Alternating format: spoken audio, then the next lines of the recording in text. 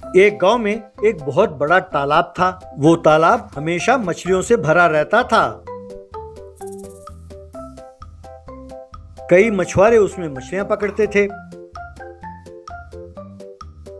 हर साल उस तालाब के लिए नीलामी होती थी। हर साल कोई ना कोई धनवान उस नीलामी में भाग लेकर उस तालाब का मालिक बन जाता। इस तरह जिस व्यक्ति ने नीलामी में उस तालाब को जीता, उस साल के लिए सारे मछुआरे उस व्यक्ति को पैसे देते थे। उन्हीं मछुआरों में से था एक बूढ़ा मछुआरा जिसका नाम था सुनील चकमा। चकमा जो मछलियां पकड़ता उसे घर के पास ही एक ठेले में रखकर बेचता था और साथ ही अपनी पत्नी द्वारा बनाए गए मछली की सब्जी और फिश फ्राई चावल के साथ बेचकर उससे भी पैसे कमाता था। गांव वालों को उसका स्वाद बहुत अच्छा लगा, इसलिए सब गांव वाले आकर वहां पर खाने लगे। चकमा का बेटा था सुरेश चकमा। उसने डिग्री की पढ़ाई पूरी की थी। वो काफी तेज दौड़ता तो था ही और साथ साथ अच्छा तैराक भी था।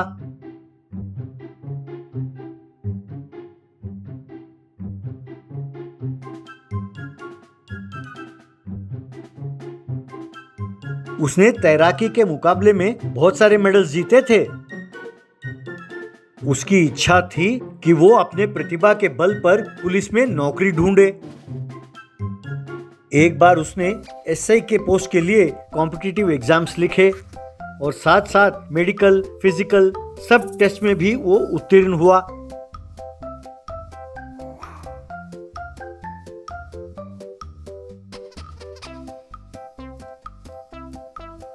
वो घर पर अपने पिताजी से, बापू, मैं परीक्षा में पास हो गया हूँ, इंटरव्यू की प्रतीक्षा कर रहा हूँ। मुझे उम्मीद है कि मैं वहाँ पर भी सेलेक्ट हो जाऊँगा। बस तब तक ये ध्यान रखना होगा कि मेरे खिलाफ कोई पुलिस केस ना हो।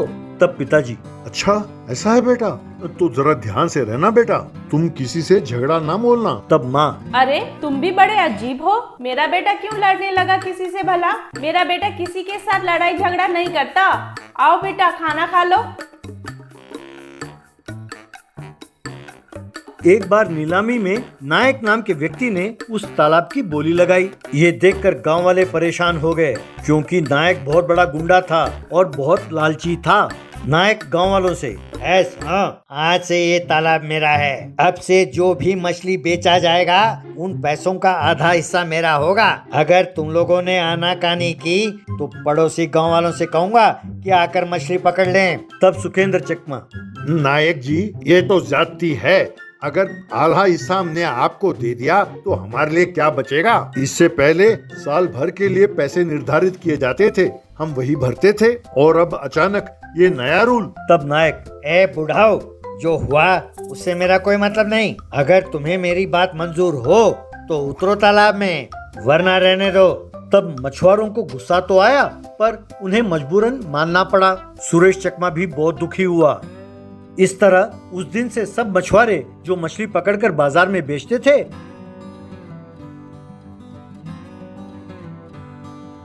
उसका आधा कमाई लाकर नायक को देते थे। जो थोड़े बहुत पैसे बच जाते थे वो लाकर घर में अपने पत्नियों को देते थे और बहुत दुखी होते थे। एक दिन नायक अपने आदमियों को लेकर मछुआरों के ठेले के पास आया। क्यों रे बुढ़े, तू किसे धोखा देना चाहता है? चुपचाप मुझे जो पैसे मिलने चाहिए वो मुझे दे दो। तब सुरेंद्र चकमा, ये क्या कह रहे हो साहब? आज मैंने 50 किलो मछली पकड़ा था, उसमें से आधा यानी 25 किलो मछली के पैसे मैं पहले ही आपको दे चुका हूँ। अब भला मैंने इसमें धोखा क्या किया? तब नायक, अरे वो तो ठीक है, लेकिन ये जो तुम फिश फ्राई और मछली की सब्जी बनाकर बेच रहे हो, इन पैसों का क्या? ये तेरे बाप की कमाई है, निकालो पैसे। तब सुरेश चकमा, नायक जी, जरा सोच समझ के बात कीजिए। आपका हिस्सा आपको दे दिया है, जो बचा हिस्सा है उसे हम जो मर्जी करें। आपसे मतलब? बड़ों से ऐसी बात की जाती है? तब नायक, क्या बकवास कर रहे हो? इसमें बड़े छोटे क्या होता है?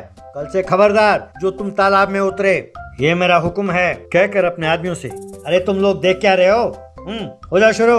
यूं कहते ही उसके आदमियों ने ठेले को उल्टा किया और सारा सामान उठाकर फेंक दिया। तब नायक को गुस्सा आया और उसने उन्हें मारा। जवाब में उन लोगों ने भी नायक को मारा। इस तरह नायक और उसके आदमियों को सुरेश चकमा ने खूब मारा।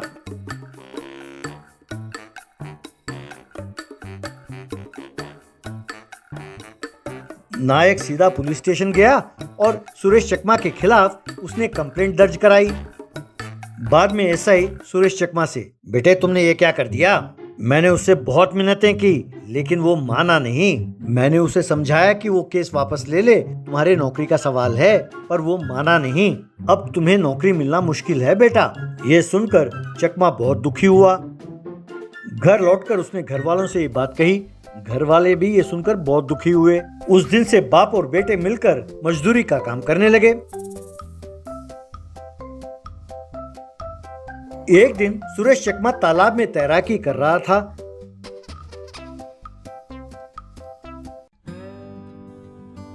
तभी उसे पानी के अंदर एक दरवाजा नजर आई। ये देखकर उसके दिमाग में एक आइडिया आया। वो तुरंत घर पहुंचा और अपने बाप से कहा कि उन्हें क्या करना होगा।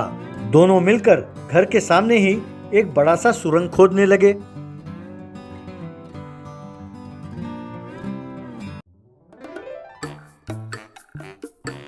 यूं खुदाई करते करते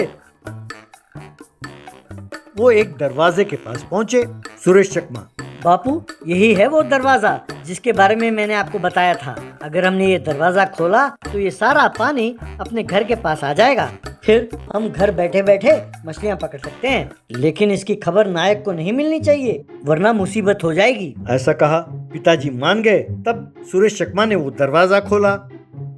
बस उस सुरंग में पानी भर गया। वे दोनों तैरते हुए बाहर निकले। बाद में घर के पास ही उस सुरंग का एक दरवाजा बनाया और अपने ठेले को उस दरवाजे के ऊपर खड़ा किया। जब भी मछलियों की जरूरत होती तो सुरेश चकमा उस सुरंग के अंदर जाता और तैरते हुए जाकर मछलियां पकड़ कर ले आता। उन मछलियों को लाकर वो ठेले के ऊपर रखता और उन्हें बेचता। तब माँ उन मछलियों का सब्जी बनाती। इस तरह उनका धंधा खूब चलने लगा और वे खूब पैसे कमाने लगे। एक दिन नायक पुलिस को लेकर उनके ठेले के पास पहुंचा। नायक, एसआई साहब, इसने अपने घर के नीचे एक सुरंग खोदा है, फिर तालाब के सारे मछलियों को यहीं से पकड़कर वो बेचता है। अगर यकीन ना हो तो आइए मैं आपको दिखाता हूँ कि वो सुरंग कहाँ है। ऐसा कहा। यूं सब मिलकर उस सुरंग के अंदर गए। अंदर मछलियाँ देखकर पुलिस हैरान रह गई।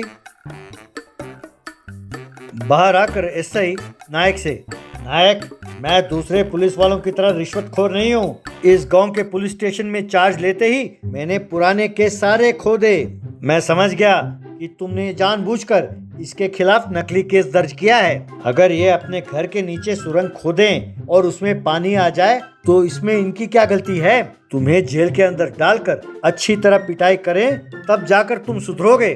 कमीने। भैया सुरेश, मैंने कल ही डिपार्टमेंट को लेटर लिखा है कि तुम्हारे खिलाफ नकली केस दर्ज किया गया है और तुम्हें दोबारा इंटरव्यू के लिए बुलाया जाए। Wish you all the best कहकर नायक को गिरफ्तार करके ले गया।